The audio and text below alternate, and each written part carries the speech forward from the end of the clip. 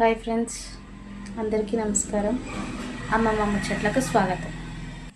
అయితే ఈ దేవతలకు అర్థం కాదు, శివుడు అలా ఏడుస్తూ మొత్తం విశ్వమంతా తిరగడం వల్ల ఏం చేయాలో దేవతలకు అర్థం కాకపోతే అప్పుడు శ్రీ మహావిష్ణువు తన సుదర్శన చక్రాన్ని శ్రీ మహావిష్ణువుకు చక్రం ఉంటుంది కదా, సుదర్శన చక్రం అని.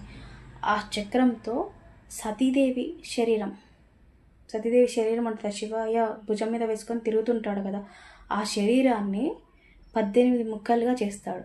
ఆ 18 ముక్కలు ఎక్కడెక్కడ పడ్డాయో ఆ ప్లేసెస్ అన్నీ శక్తిపీఠాలుగా మారాయి. వాటన్నిటిని అష్టాదశ శక్తిపీఠాలు అంటారు.